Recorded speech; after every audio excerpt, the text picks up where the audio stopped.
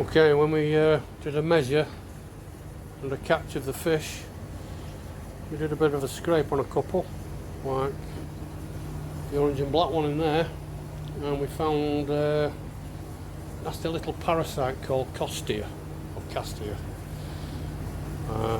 which grows on the fish, latches onto the fish, makes more mucus, attacks the gills, fish makes mucus in the gills and suffocates the fish. So the fish suffocates itself. So we've treated with PP. We noticed the fish were flashing as well just before we did a measure, which is why we did the scrape. And we PP'd it a day and a half ago, and this morning, as you can see, it's clearing up now, getting clarity back. But this morning none of them were flashing, but all of a sudden 3 or 4 flashed just after dinner time. So maybe watch a few more YouTube presentations, and I found one where it says ramping it up to 30 degrees kills Costia straight away. So we've got the heat pump on, I don't know whether you can hear that, and ramped it up to 28, so it should go to 27.5 today. I'm going to ramp it up to 31, which will make it 30.5 tomorrow. Keep it there for a few hours and then bring it back down again slowly. It's not so bad ramping it up, but it needs to be brought down slowly. So I will publicise the results after doing a scrape and finding out whether they've still got Costia or not. Okay.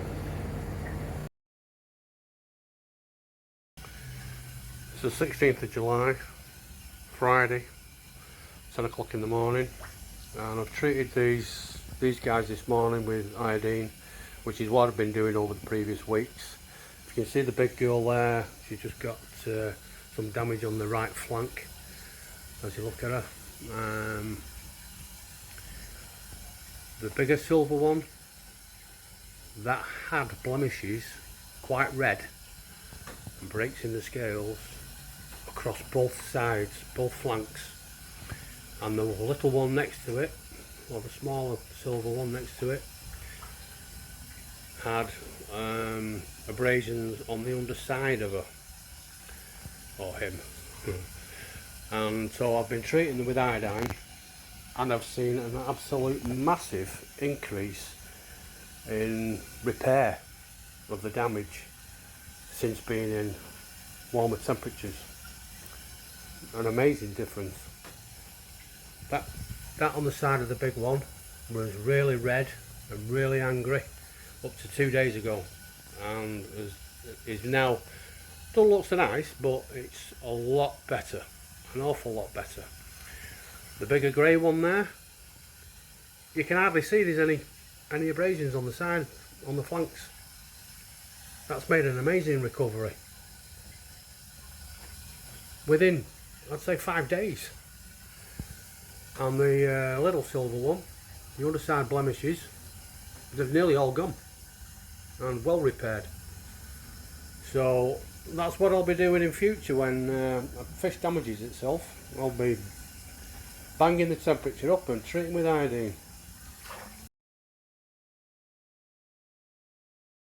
It's 9:45 Monday morning, 19th of July. Fish have been at this temperature now for 5 days. That'll be minimum 88 degrees. So it's been 88, 89 degrees. Pond still clear. I saw one flash this morning, a little bit. So we decided we've done another scrape. All the fish that were in the net initially, the 2 silver ones and the big girl that's injured herself there, all are clear of Costia. I've scraped each one of them, both down flank, down both sides of the fish, all showing no Costia, all clear. And I've put the silver ones back in the pond because they're actually pretty much well on the way to being repaired. Can't see any reason why I should keep them in the net. Now the fish in there was the one that I tested initially and scraped, and she had loads of Costia on her. Now I've just done another scrape, and although there are still some Costia on her, which I've took a video of this morning just to prove, that's the same fish as I tested initially, and there's way less Costia.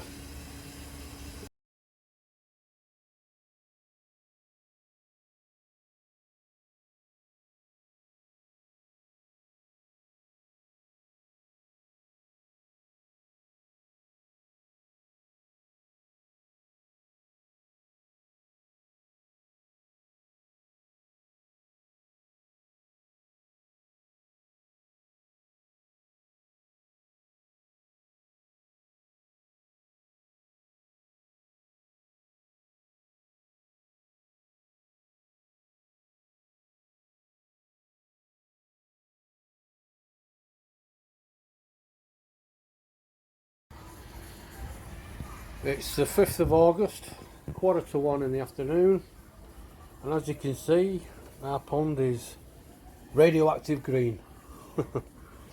So we're still trying to get rid of Costia, and we've tried PPing and we've tried heating, and the heating was up to 32 degrees, which was no less than 88-89 degrees Fahrenheit.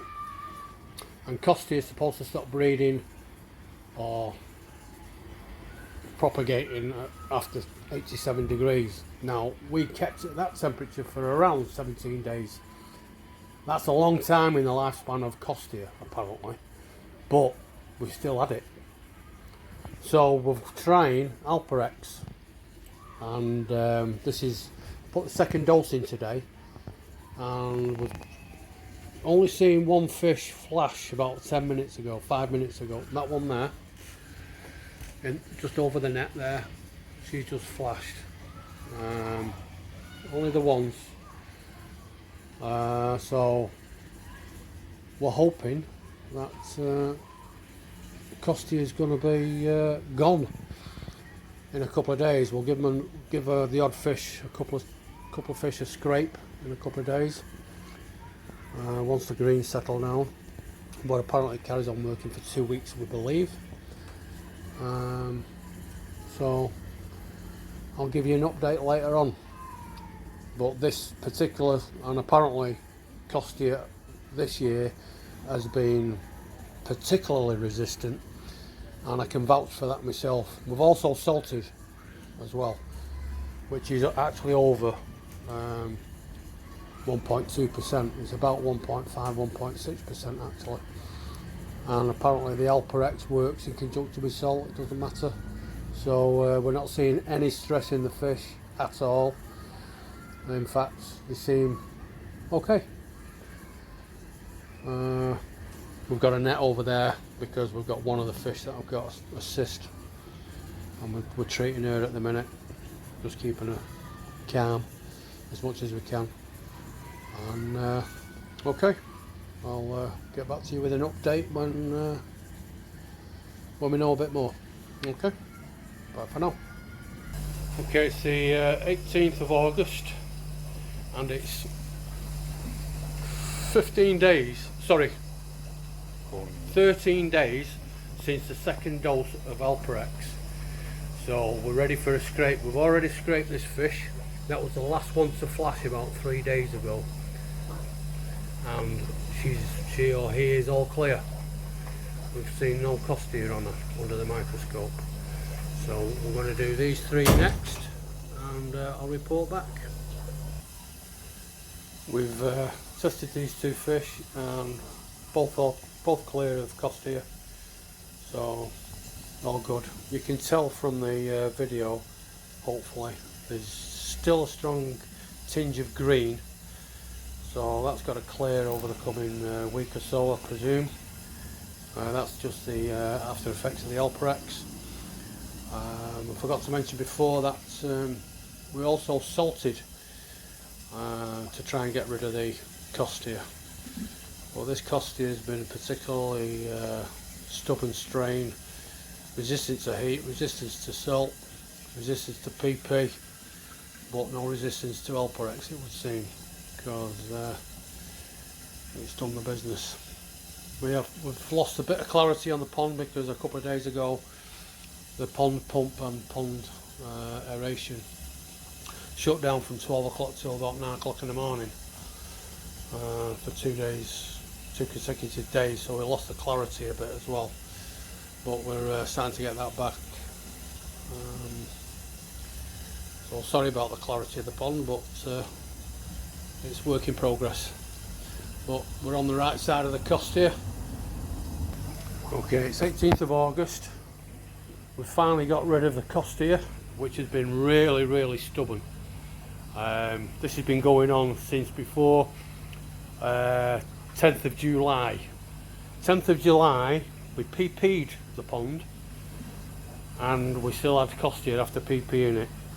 So then we started ramping up the heating to 32 degrees, 89 degrees Fahrenheit, because the lifespan of Costia was supposedly above 87 degrees Fahrenheit. They don't reproduce, and to be honest, it did get rid of a load of Costia, but we still had it, and the fish started not liking the temperature. So we then found out about Alporex, and we did 2 doses of Alporex. The second dose was on the 5th of October, 5th of August, and like I say, it's now the 18th. So for 10 days it was still doing its business, and done a couple of backwashes and decided to do a scrape today, 13 days later after the second dose of Alporex, and I'm well chuffed that we're not finding any Costia whatsoever. Fish are not flashing, seem happier and feeding better. So as far as I'm concerned, Alporex, that's the place to go. Get Alporex before anything else. It was great to be able to dose the pond on the initial first dose, day after second dose, and then just leave it to do its business, and it was just a breeze. The effects on the fish was none of them jumped at all. They did go off the food on the second dose, and that's all I can say about it really. And it's done the business, and yeah, brilliant, absolutely brilliant. I'm over the moon that we got rid of it, but it's been a nightmare to get rid of, an absolute nightmare. So this is me signing off. I'm going to do a bit of a YouTube presentation, not as big as I was going to do. It's just going to go over the important parts, and because it's been so stubborn, I think it might help people. So this is me signing off from Crystal Enterprises Limited, Gary Joyce, and great, brilliant. Speak to you again. Bye for now.